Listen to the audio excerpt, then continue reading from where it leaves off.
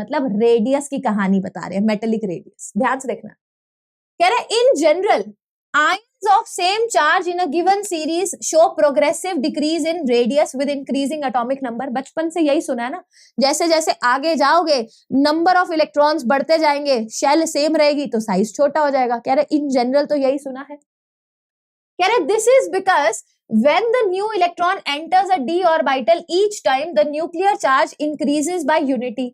It may be recalled that the shielding effect of d electron is not that effective, and hence the net electrostatic attraction between the nuclear charge and the outermost electron increases and the ionic radius decreases. इसी चक्कर It may be recalled that the shielding effect of a d electron is not that effective. Hence, the net electrostatic attraction between the nuclear charge and the outermost electron increases and the ionic radius decreases. मतलब ये वही है कि जो d electrons हैं उनका जो shielding effect है वो उतना इफेक्टिव नहीं होता, इसीलिए जो इलेक्ट्रोस्टैटिक अट्रैक्शन है जब अपन लेफ्ट से राइट जाते हैं तो वो ज़्यादा तेज़ी से बढ़ता है, नेट मतलब जेड इफेक्टिव बढ़ता है, और आउटर मोस्ट इलेक्ट्रॉन पे जेड इफेक्टिव इंक्रीज होता है तो आयोनिक रेडियस डिक्रीज होती है। Same trend is observed in atomic radii of a given series. Variation होता है, the variation with in a series is quite small. जो वेरिएशन आता है रेडियस का या फिर जेड इफेक्टिव का, वो वेरिएशन ज़्यादा नहीं होता, वेरिएशन स्मॉल होता है। An interesting point emerges when atomic sizes of one series are compared with those of corresponding elements in the other series। मतलब जैसे 3 सीरीज है D की, तो 3D, 4D और 5D को कंपेयर करें जब अपन, 5D series are virtually the same as those of corresponding members of second series। मतलब 4D और 5D जो है ये दोनों ऑलमोस्ट बराबर साइज के हो जाते हैं, इन दोनों के बीच में जो डिफरेंस है ज़्यादा नहीं है। मतलब 4D से जब हम 5D पे जा रहे थे तो रेडियस ज़्यादा बढ़नी चाहिए थी क्योंकि न्यू शेल ऐड हो रहा है, मगर दोनों में डिफरेंस ज़्यादा नहीं होता, जबकि 3D और 4D में ज़्यादा डिफरेंस होता है। ये 3D का हो गया, 3D के जो एलिमेंट्स हैं उसका ग्राफ, उसके साइज का ग्राफ, ये बिल्कुल बोर्ड ग्राफ फॉलो करता है ये तीनों। और ये अपना 4D हो गया ब्लू लाइन, और 5D हो गया अपनी रेड लाइन, जो कि 4D के बहुत ज़्यादा क्लोज है। क्योंकि अभी इसका रीज़न पता चलेगा, लैंथेनॉइड कॉन्ट्रैक्शन की वजह से ये जो 5D सीरीज का जो साइज है 4D सीरीज के साइज के अब के मतलब बिल्कुल नियर बाय में आ जाता है। दिस फिनोमिनॉन इज एसोसिएटेड, ये असर्शन रीजन में आ सकती है ये चीज़ कि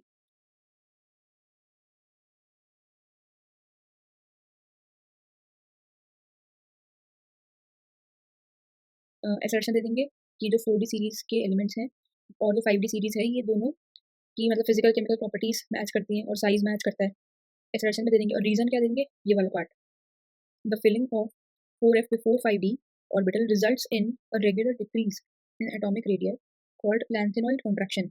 मतलब कि जब अपन 5d सीरीज भरते हैं तो उससे पहले हमको 4f भरना होता है, मतलब 4f पहले भरा जाता है फिर 5d। तो 4f जो है वो 5d से पहले इनर इलेक्ट्रॉन्स की तरह एक्ट करते हैं, तो ये शील्डिंग, ये शील्ड कर रहे हैं न्यूक्लियर चार्ज को, जेड इफेक्टिव में ये शील्डिंग का काम कर रहे हैं। पर इनकी जो शील्डिंग है वो काफ़ी ज़्यादा खराब है, तो शील्डिंग खराब होने के कारण अट्रैक्शन जो है वो डोमिनेट कर गया। तो जो लैंथेनॉइड कॉन्ट्रैक्शन हुआ वो किस वजह से हुआ, ये अपना न्यूक्लियस था, फिर ये अपनी 4f आई थी और ये अपनी 5d आई थी। तो 4f वाले जो हैं वो ये इसका जो अट्रैक्शन है न्यूक्लियस का अपनी तरफ, उसको शील्ड कर रहे हैं इधर एक दीवार बना के, ये अपनी 5d हो गई। मगर ये दीवार जो है वो पतली सी है तो ज़्यादा अच्छे से शील्डिंग हो नहीं पा रही, तो जेड इफेक्टिव जो है यानी कि अट्रैक्शन वो काफ़ी अच्छा हो पा रहा है, अच्छा हो पा रहा है, तो ये खिंच के थोड़ा सा न्यूक्लियस की तरफ आ जाएगा, यानी 4D के क्लोज आ जाएगा। The factor responsible for the lanthanoid contraction is somewhat similar to that observed in an ordinary transition series and is attributed to similar cause, that is the imperfect shielding of one electron by another in the same set of orbitals। मतलब जैसे इसकी बात करते हैं अपन, मैंने पहले ही बताया था ये, जैसे कि ये अपना 4f हो गया, तो इसमें जब इलेक्ट्रॉन्स सब आएंगे ये हो गया, अब एक और इलेक्ट्रॉन ये आउटर मोस्ट जब आता है नेक्स्ट में, मतलब पहले तो ये हो गया 4f4, अब जैसे अपन 4f5 में जाते हैं तो ये क्या बनेगा,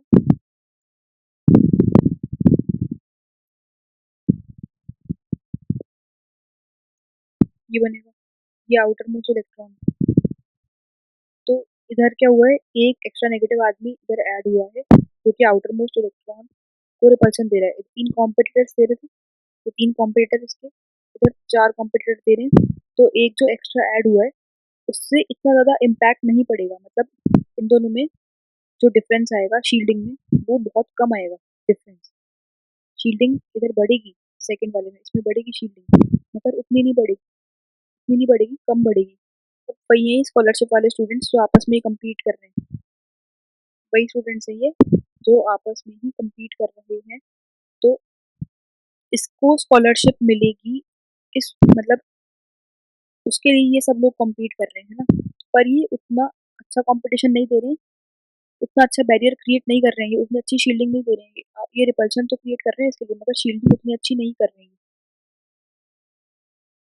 तो शील्डिंग जो है वो इनर ऑर्बिटल्स ही करते हैं अच्छी, क्योंकि वो क्लोज होते हैं न्यूक्लियस के, और उनकी पोजीशनिंग भी ऐसी होती है कि वो एक तरीके से दीवार बन जाते हैं बिल्कुल इसके बीच, यानी कि इसके आउटर मोस्ट ऑर्बिटल जहाँ से हटना है इलेक्ट्रॉन, उसके बीच और अपने न्यूक्लियस के बीच वो दीवार बन जाते हैं, इनर इनर शेल वाले इलेक्ट्रॉन्स, तो ये बैरियर बनते हैं। लेकिन जो सेम सेट वाले हैं, ये अपने सेम सबशेल में जो ऑर्बिटल्स हैं, सेम सेट ऑफ ऑर्बिटल्स वाले जो इलेक्ट्रॉन्स हैं, ये शील्डिंग का काम नहीं कर रहे हैं, सिर्फ रिपल्शन का काम कर रहे हैं, तो ये बैरियर नहीं बनेंगे, दीवार उतनी अच्छी नहीं बनेगी, तो पतली पतली सी बस सीमेंट की दीवार बनाएंगे। तो वही बात लिखी है इधर,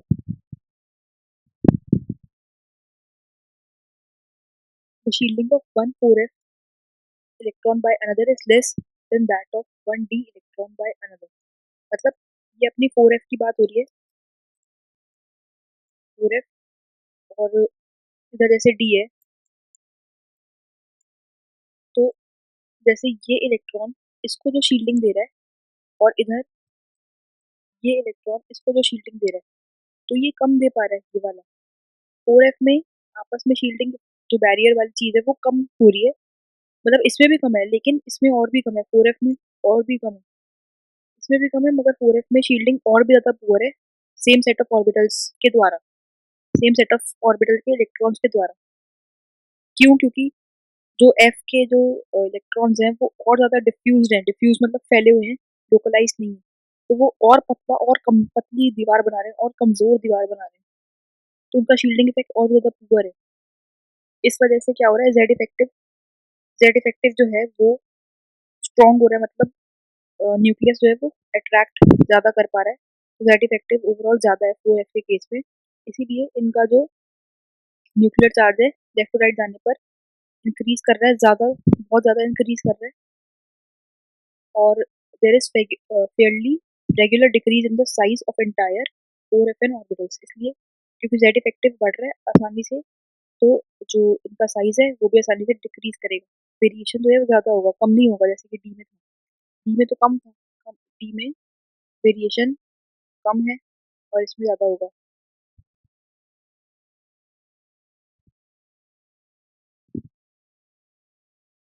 बस ये बात जनरल हो गई, इससे असर्शन रीजन या कोई स्टेटमेंट आ जाए तो वो इधर से आ सकती है, इधर से भी आ सकती है, फेयरली रेगुलर डिक्रीज, तो ये तो वैसे भी अपन सोच सकते थे नॉर्मली लैंथोनाइट कॉन्ट्रैक्शन से, मगर ये जो चीज़ थी ये क्या पता वो डाल दें ऐसे डिफरेंट करके, तो वो ध्यान रखना है अपन को, क्योंकि लाइन छूट के आ जाती है इसलिए।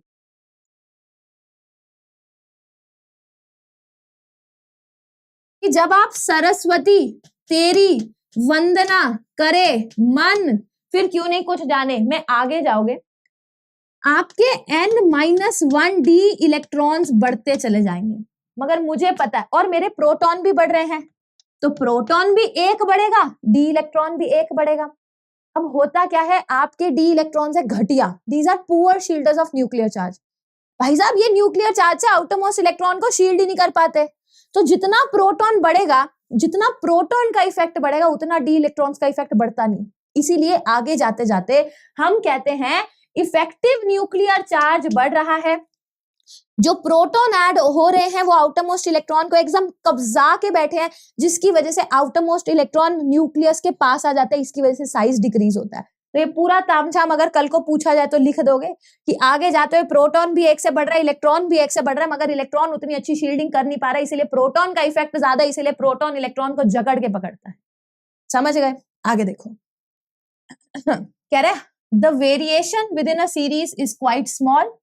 An interesting point emerges when the atomic size of one series are compared with those of the corresponding elements in the other series. ध्यान से देखना, कह रहा है the curves in figure 4.3, ध्यान से देखो, कह रहे सरस्वती, देखो क्या होता है। और हाँ, इसका एक मैंने शॉर्टकट बनाया था, इसको हम बोट ग्राफ से जानते हैं।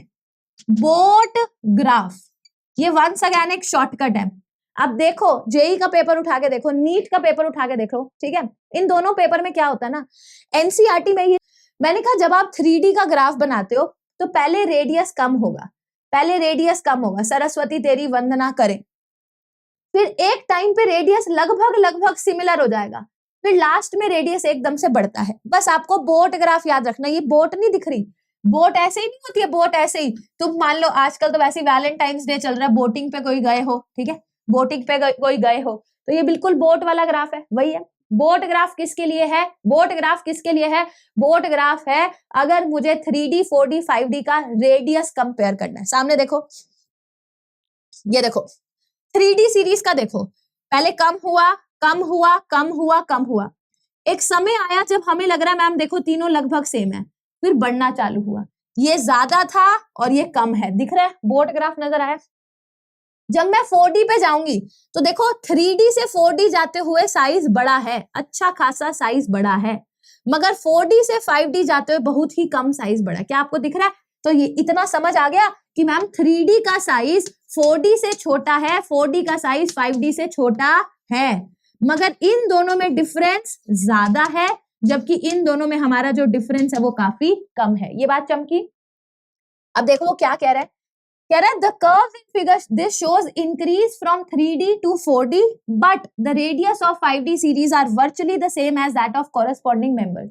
अब वो सोच रहा है ऐसा क्यों हुआ, ऐसा इसलिए हुआ, ध्यान से सुनना, जब आप 4D से 5D जाते हैं बीच में आपके 4f ऑर्बिटल भरने चालू हो जाते हैं। अब 4f ऑर्बिटल कतई पुअर शील्डर, भाई डी तो पुअर शील्डर होते ही हैं, 4f तो बिल्कुल गए गुजरे होते हैं, ये न्यूक्लियर चार्ज को शील्ड ही नहीं कर, मतलब ये आउटरमोस्ट इलेक्ट्रॉन को न्यूक्लियस से शील्ड ही नहीं कर पाते, जिसकी वजह से इफेक्टिव न्यूक्लियर चार्ज बहुत ही तेजी से बढ़ता है। क्योंकि इफेक्टिव न्यूक्लियर चार्ज बहुत ही तेजी से बढ़ा, इसीलिए 4D से 5D जब आप गए, 4D से 5D सीरीज में गए तो साइज बढ़ा तो सही मगर उतना नहीं बढ़ा जितना बढ़ना चाहिए था। इसी को बोलते हैं लेंथेनॉइड कॉन्ट्रैक्शन। देखिए, this phenomena is associated with intervention of 4f electrons which must be filled before 5D electrons of elements begin. The filling of 4f before 5D result in regular decrease in atomic radius, जिसको lengthenoid contraction कहते हैं, which is basically the result of, मतलब which is basically the reason for why 4D और 5D की जो sizes है वो लगभग सेम होते हैं।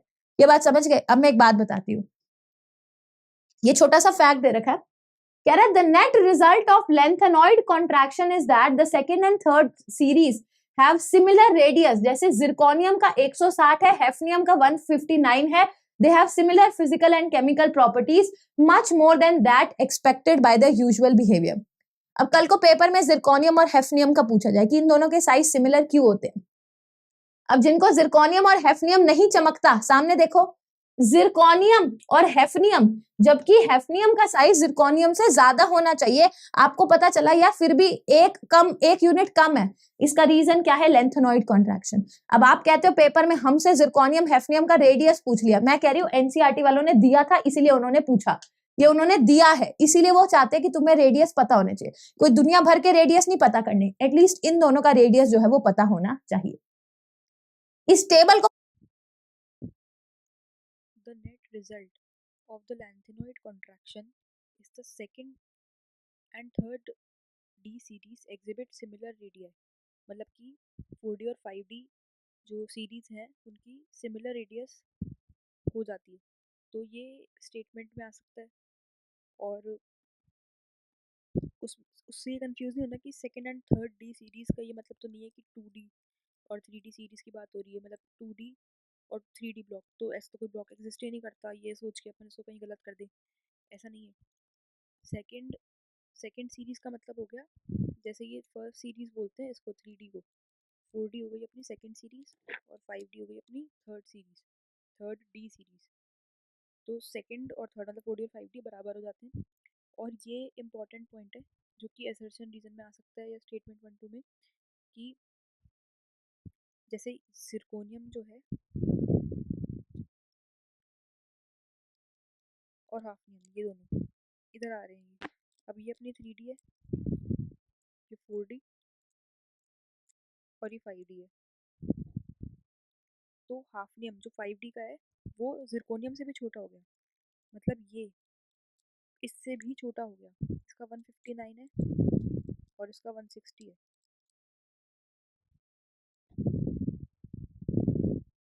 159 पिकोमीटर और 160 पिकोमीटर, तो ये उल्टा इससे भी छोटा हो गया। तो इसको अपनी याद करने की ये ट्रिक है कि हाफ जहर, हाफ यानी कि HF और जहर ZR जिरकोनियम। तो जो पहले आ रहा है, मतलब हमने इंक्रीजिंग ऑर्डर में लिखा है, और वैसे भी हाफ हाफ तो मतलब कम ही होगा ना, छोटा ही होगा, कम मतलब छोटा, तो इधर ही 159 वाला हो गया। और तो बचता ये है जहर, ये 160 वाला हो गया। मतलब छोटे को छोटे से बड़े के ऑर्डर में लिखा है हमने, छोटे को पहले लिखा है। और हाफ का मतलब भी दिखाई रहा है कि हाफ मतलब कम वैसे ही, तो इधर 159 और ये 160। बस इससे अपन का साइज याद रहेगा, और ये ध्यान रखना है कि उल्टा हो जाता है इस केस में।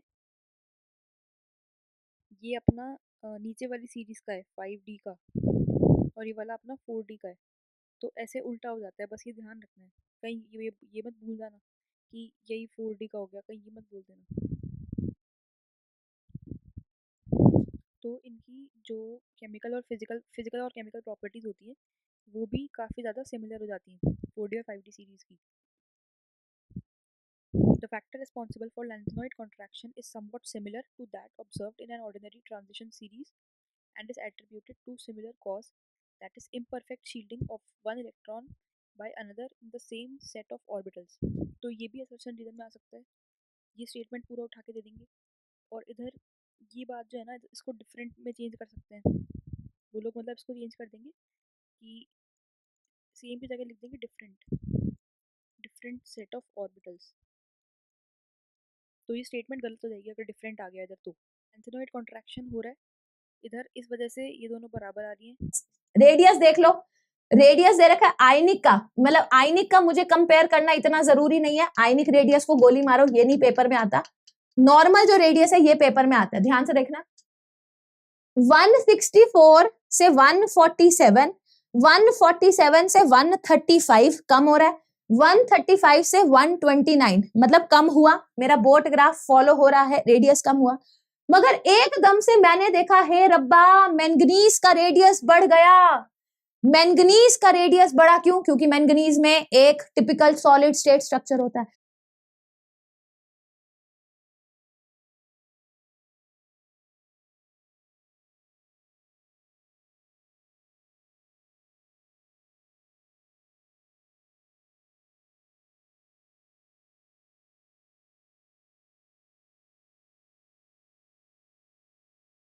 फिर थोड़ी देर सेम रहेगा, 126, 125, 125 कहा था ना सेम रहेगा, फिर बढ़ेगा 128, 137। अब देखो, अगर मैंने तुम्हें इतनी बारीकी, है ना, देखो यहां से मैं नाक पढ़ाऊं तो ये टेबल तो तुम ऐसे आगे भागते हो। अभी टेबल कौन पढ़ता है? भागो भागो आगे भागो। टेबल को तुम रत्ती भर भाव नहीं देते। मतलब तुम देख रहे हो टेबल से उठ उठ के सवाल आते हैं, तो ये टेबल तुम्हें पूरी की पूरी अच्छे से आनी चाहिए, और मैं ये पूरी टेबल तुम्हें कराऊंगी, तुम टेंशन मत लेना। अब ध्यान से देखो, ये मैं पढ़ा नहीं रही हूं क्योंकि मैंने बता दिया। मैंने कहा कि यार तुम 4D से 5D गए, तो 5D के भरने से पहले 4F भरता है। 4F जो होता है वो हमारा पुअर शील्डर होता है, न्यूक्लियर चार्ज, आउटरमोस्ट इलेक्ट्रॉन्स को न्यूक्लियर चार्ज से शील्ड कर नहीं पाता, जिसकी वजह से इफेक्टिव न्यूक्लियर चार्ज तेजी से बढ़ जाता है, जिसकी वजह से आपका जो साइज है वो उतना नहीं बढ़ पाता जितना बढ़ना चाहिए था। इन्होंने इसको इंग्लिश में लिख दिया, मैंने हिंदी में समझा दिया। अब नीचे एक बड़ी प्यारी सी लाइन है, कह रहा है the decrease in the metallic radius coupled with, ध्यान से सुनना, ये कतई इंपॉर्टेंट है। क्या आपको समझ आ रहा है? एक तो आपका रेडियस कम होता जा रहा है, साइज कम होता जा रहा है, coupled with increase in the mass. देखो साइज कम होता जा रहा है, मास बढ़ता जा रहा है। डेंसिटी होता है मास पर यूनिट वॉल्यूम, मास बढ़ रहा है, वॉल्यूम कम हो रहा है तो क्या आपको नजर आ रहा है कि आगे जाते जाते डेंसिटी बढ़ेगी, results in a general increase in the density of these elements. दस टाइटेनियम से लेके कॉपर तक the significant increase in density में बी नोटेड। डेंसिटी एकदम से बढ़ती है। अब ये छोटा सा पैराग्राफ था और यहां से आराम से चाहे असर्शन रीजन का सवाल बना लो, क्या कहते हैं ABCD वाला है करेक्ट वाला, वो सवाल बना लो। ये मैंने कहा था ना NCERT करेंगे। देखो 3.43, 4.1, 6.07, 7.19, 7.21, फिर 7.8, 8.7, 8.9, 8.9, 7.1। कहीं पर भी बस एक इतना नजर आ गया होगा कि मैम जिंक की डेंसिटी कम कैसे होगी। क्यों जिंक की डेंसिटी कम क्यों हुई? क्योंकि जिंक का साइज, जिंक की डेंसिटी कम कैसे हुई? जल्दी से सोचो। देखो देखो, जिनको नहीं चमका वो भी देख लो, जिनको नहीं चमका वो भी देख लो, सोचो। 3.4 से 4.1, 6.07, 7.19, 7.2, 7.8, 8.7, 8.9, 8.9 डेंसिटी बढ़ रही थी, मगर जिंक की डेंसिटी कम कैसे हुई? क्योंकि जिंक का पहली बात तो एक टिपिकल सॉलिड स्टेट स्ट्रक्चर होता है, अजीबोगरीब स्ट्रक्चर होता है, और दूसरी बात जिंक के अंदर अनपेयर्ड इलेक्ट्रॉन्स है ही नहीं, मेटल मेटल अट्रैक्शन है ही नहीं, तो जिसकी वजह से साइज में बहुत ज्यादा वेरिएशन आ जाता है, जिसकी वजह से जिंक की डेंसिटी कम होती है कंपेयर्ड टू ये सारे कॉपर, निकल और कोबाल्ट। क्या ये बात सबको चमकी? कह रहा है there is an increase in ionisation enthalpy along each series of the transition element from left to right due to increase in the nuclear charge which accompanies the filling of inner d orbital. कह रहा दिमाग लगाओ, जब आप left से right जा रहे हो, प्रोटॉन बढ़ते जा रहे हैं, इलेक्ट्रॉन जो ऐड हो रहे हैं वो कतई घटिया इलेक्ट्रॉन है, डी इलेक्ट्रॉन्स है जो कि पुअर शील्डिंग करते हैं, जिसकी वजह से साइज कम हो रहा है। तो लेफ्ट से राइट जाने पे आयनाइजेशन एनर्जी बढ़नी चाहिए थी, ये हमने सोचा। कह रहा है table this gives the value of first 3 ionisation enthalpies of this is these values show that the successive enthalpies of these elements do not increase as steeply as in the case of non transition elements। कह रहा है उतने तेजी से नहीं बढ़ी जितनी बढ़नी चाहिए थी। कह रहा है the variation in ionization enthalpy along a series of transition elements is much less in comparison to the transition along a period of छोड़ो, ये इंपॉर्टेंट बात, मुद्दे की बात पे आओ। देखो कह रहा है 631 से 656 एक्सेप्टेबल, और वेनेडियम के लिए कम कैसे हो गया? सबसे बड़ा पंगा आया मैम, वेनेडियम के लिए कम हो गया, फिर 653 बढ़िया, फिर 717 बढ़िया, फिर 762 बढ़िया, फिर पंगा आया कोबाल्ट के लिए 758, फिर कम कैसे हो गया? फिर पंगा आया निकल के लिए, फिर से कम कैसे हो गया? 736 कैसे हुआ? फिर 745 बढ़ा और फिर 906 बढ़ा।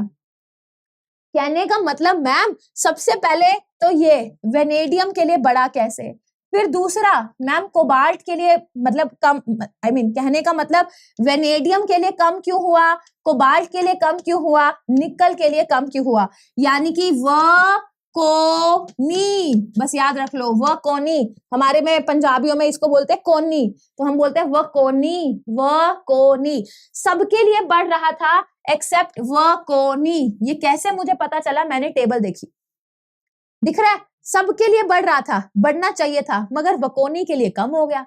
अब मैं कंफ्यूज की हाय राम ये कम कैसे हुआ? अब सामने देखो कम कैसे हुआ। कह रहा है the irregular trend in the first ionisation enthalpy of the metals of 3D series दो केमिकल सिग्निफिकेंस के लिए इंपॉर्टेंट नहीं है, this can be accounted by considering. ध्यान से देखो, इतनी ही एनसीईआरटी की लाइन में पूरी एक्सप्लेनेशन दे रखी, कितनी प्यारी एक्सप्लेनेशन है। देखो can be accounted by considering that the removal of one electron alters the relative energy of 4s and 3d orbital।